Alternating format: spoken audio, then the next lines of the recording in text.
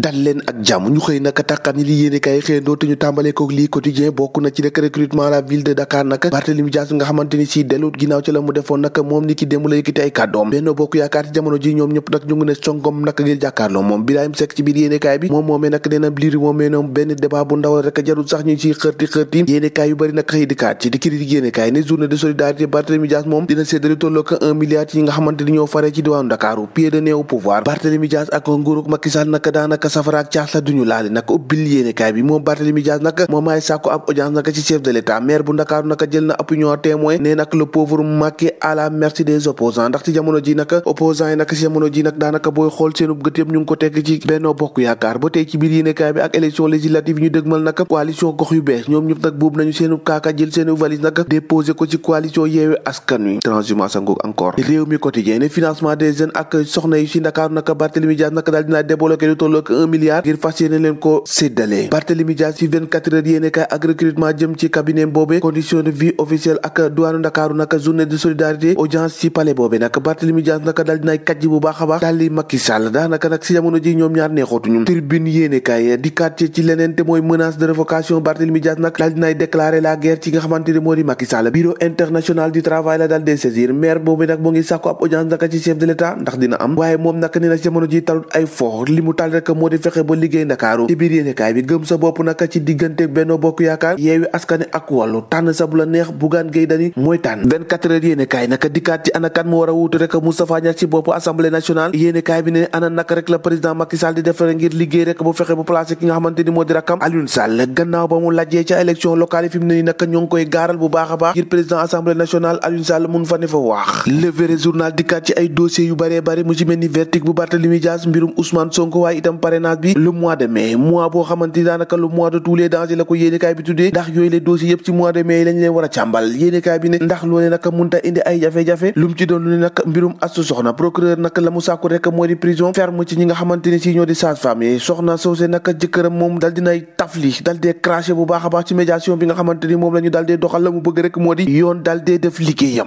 l'observateur dikkaat ci drogue bi nga xamante ni si douane dal dina koy teg loxo instruction boobee naka dal dina koy buggale yamal lu ñu mel naka di doyen des juges secret bi nga xamante ni mosuñ koo révélé ci boobu leen mbir naka lii yéenekaay bi xëy na see dikkaat ndax lu tolloo ko 700 kilogrammes yoo xamante ni si ñool la daka ñu daal di koy teg loxo ay révélation yu doy waar yoo xamante ni si gang googee dal dina koy amal nag opération criminelle bi nga xamante ni dal dinañ koy stoppé foofee ca diwaanu Ndakaaru naka l'ADA américaine naka dal dee traqué ñaari at naka 30 ballon boo xamante ni cocaïne la defoon ak téléphone satellitaire ak juróom-ñaari barigo yu xamante ni 30 litres carburant la dal dee def 8 ci 13 yi nga xamante ni si dañ leen a inculpé woon renvoyé nañ ci chambre criminelle lu noo lié nag accordé nañ ko ci ñeneen ñi parquet bi moom dal dinaa defub appel loolu nëpp nag di xibaar yi nga xamante ni moo ngi tukkee ci drogue bi douane dal dee teg loxo te mu bari lool ba tey ci mbirum Louga bés bi le jour teel la xëy naka xam ne naka benn weeru kaso boo xamante ni si moom lañ dal dee teg rek ci juróom benn sage-femme yi nga xamante ni si jàpp nañ ne dañoo laale ak faatoog soxna soosé di Astou Sokhna rek réquisitoire de la liberté naka yéenekaay bi ne verdict boobee naka le 11 mai lañ ko war a joxe liberté provisoire bi ñu bëggoon naka dal dinañ koy rejeté loolee nag yéenekaay bi di bés bi le jour ca la xëyaat les échos yéenekaay dikkaat ci hésitation entre la France ak Sénégal Kalidou Bali naka daal dinay matt baara bu baax a baax ni moom moomee naka daa yéexa dugg ci équipe nationale bu Sénégal ndax naka di football di gañal ñoo xamante ni si ay millions doomi aadama yu takkoo takku la te ñu daal suivre loolu naka mbégte génnu koo rëy te ndam génnu koo rëy moom Kalidou Koulibaly naka àdduna cekk ci meilleur défenseur du monde waaye naka moom la mu xamle rek moo di d'accord ci ñu bari ci boobu les sujets ndax moom la ko yitteel rek moo di football boo fexee boo am ndam te loolee ca la tegu ca mu ngi koy def Walfadjri quotidien des ci leneen te mooy wàllum yokk ak salaire rek ak soutien ménage yi naka loolu naka lam ko jàppee rek moo di ab tàngal boo bant boo xamante ni da koo jox askan wi ngir rek ñu am 3e mandat moom Macky Sall Walfadjri yéenekaay noonu la ko gisee nee na loolu muy def yëpp naka ab ndëgg si rek loo xamante ni si dafa bëgg a am beneen mandat ci réewum Sénégal wax ci suñu làmb yéenekaay ak Gris Bordeaux Tigre de Fass naka dos au mur la def contre Balla Gaye nga xamante ni ñoo ngi war a jàmmaarloo ni ki juróom-ñaari fan ci weeru août Gris Bordeaux naka continué de remporter la bataille des faux ci biir yéenekaay bi naka yéenekaay bu nga xam ne naka boobu le Tigre de Fass di Gris Bordeaux daanaka booy xool naka mu bokk na ci ñi gën a tële naka ci Tigre de Fass yi Fass mosa am Tafa Gueye ci biir yéenekaay bi nee na bile yoon moom gagné rek wala dee ndax fi mu ne ni nag soxla ñu ndam bu baax a baax ci seen Tigre boobee kon Gris ñoo ko déggandoo ndam rek wala ñu jëli la jàngeen jëf ba ëllëg